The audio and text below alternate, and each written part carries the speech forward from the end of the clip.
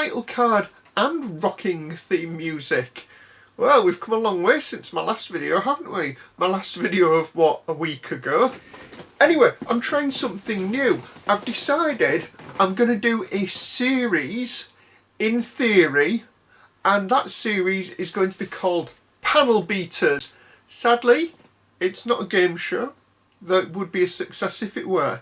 What I want to do is, I was thinking about this recently, and I was thinking about comic book stories, and every so often I'll have a memory of a comic book story, and that memory will largely be built around a page or two or a panel, such as, if I was to say the death of Superman, chances are the first thing that'll pop into your head is the scene where Lois is holding Superman's body.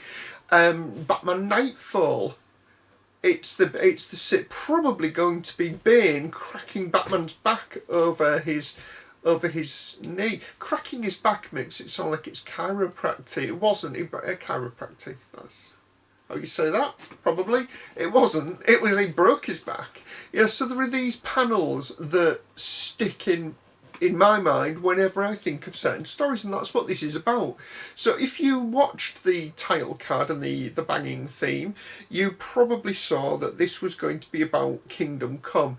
Now, Kingdom Come is an amazing 4-part story that was released in 1996. It's pre-Elseworlds. There has gone on to be an Elseworlds story, and some of the characters have bled into TV series and the main DC universe, DC comic books universe. But what I want to do is I want to talk about a particular panel, well, a particular 2 pages in this case, of Kingdom Come issue 1 that still define that story for me. Now, I'm not going to go into great detail about what Kingdom Come is, apart from to tell you that it was written by Mark Waid with art by Alex Ross, and the art is phenomenal, as you'll see in a moment from the panels the pages I'll show you. Now, weirdly enough, despite my love of the story, and bearing in mind I used to have all 4 issues, got rid of them, that's a story for a different time, may have covered it in another video, I can't remember. I only have it in one format at the moment, which is this. This is the 20th anniversary hardback edition. It is still one of my favourite stories, and it's one that I go back to quite often. Issue 1 of Kingdom Come, it introduces us to a character called Norman McKay, who's a pastor. He's the pastor of Wesley Dodds, better known as the Sandman from the Justice Society.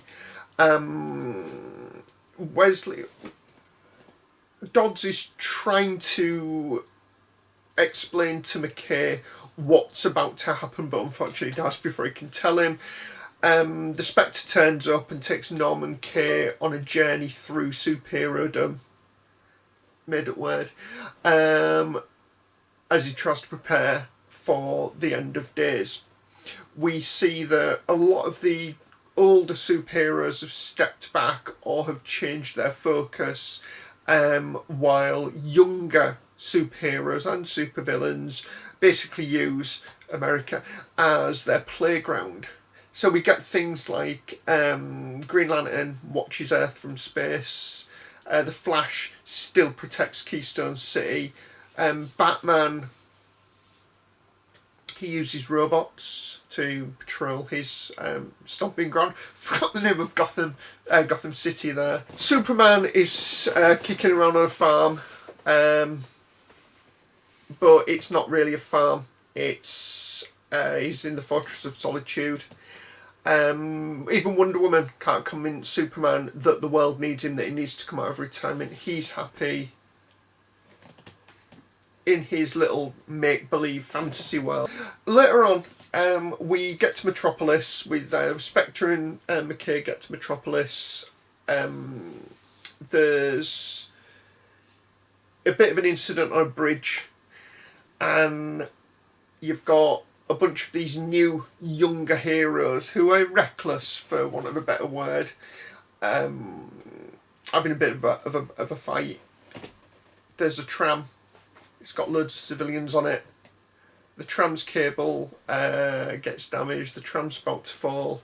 Superman appears to save the day, but the episode ends on a cliffhanger, and it is the people remembering Superman that to this day is a couple of pages that absolutely blow me away, because you've got first of all Superman rushes in. Nobody, I mean, it's difficult to tell it's him from this first page, but then what my favourite lines come at the end of the first page, which I will put up here. I'm pointing at it. I'm hoping it's going to be on this side. I'm hoping I watch this and it's on this side. And it is somebody on the bridge saying, look, and somebody else saying, up in the sky. And then Superman appears, as you can see from this page. And there is something in the context of the story which just tugs at the heartstrings. It's a very emotional scene. It's the idea that everybody just assumed that Superman had abandoned them, that the sheer embodiment of hope had left. In fact, Superman himself had just given up, because what can he possibly do in a new age? But then, look up in the sky, which, as we all know, is it a bird, is it a plane? No, it's Superman. His return brings about this Armageddon story, which spans the next 3 issues, which from page to page is phenomenal storytelling. What I love about it is, apart from the artwork, which, as you can see from the pages that I put up a moment ago, it's painted.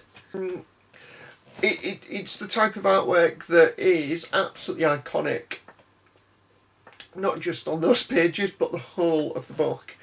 And it's something you don't see very often. You know, now that we've got digital art, yes, you could replicate it, but there's just something beautiful about the painted page. There are multiple versions of Kingdom Come that have been released. There is the original 4-part Prestige one-shot, well, not one-shots, but Prestige editions, which, you know, if you can get them, I wouldn't mind a set of those myself. I keep looking out for them, and they're not cheap. Not overly expensive, not cheap. There's the standard trade paperback editions as well. There's obviously things like the deluxe hardback edition, which I've got. There's a DC compact edition, and I've looked at that. And one of the things that one of the reasons I haven't bought it, despite the fact that I can get it for less than a tenner, thanks to obviously online retailers, is because it's not glossy paper. And it sounds so daft, but the artwork really pops on glossy paper. It really looks beautiful digitally as well. But on glossy paper, the artwork really pops, and I don't get that when I flick through the compact edition in in Forbidden Planet, of all places.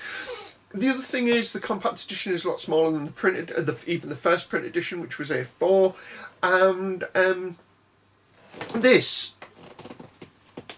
is obviously bigger than A4. Not to go on about ruddy print sizes again, because that's not the point of this. But if we just have a look at it, this is bigger than A4. Not this. This is bigger than A4, and it's one of those things where I feel that the artwork looks... The bigger the page, the more beautiful the artwork looks. So A4 or bigger, that's what I'm saying. I wonder if there's an ultimate, or what do they call it? The really, really oversized editions that they do. Can't remember. Might put a thing here saying what they call that. Might not. Who knows? But yeah, again, like I say, those panels are an emotional beat for the story, and going on from there, seeing Superman trying to make up for lost time, trying to heal a world divided by its own hubris, I guess. You know, I mean, there are some fantastic moments later on. There's a wonderful moment between Superman and Billy Batson, Captain Marvel, that again is an incredibly emotional moment in the story. You know, and I might do that in a later video when I get up to the issue that it's in the old Kingdom Come, because I am reading it again. It's that time of year. I say it's that time of year as if I'm planning it, but yeah. Buy Kingdom Come if you can. Read it. Go to your library. Order it from somewhere. Order it from your library. The library might, if you've got a decent library, they might have it. You don't have to, you don't have to take it out. You can just read it there. It's a 4-issue comic book series. It's not War and Peace. That's it for now. Thanks for watching. Bye.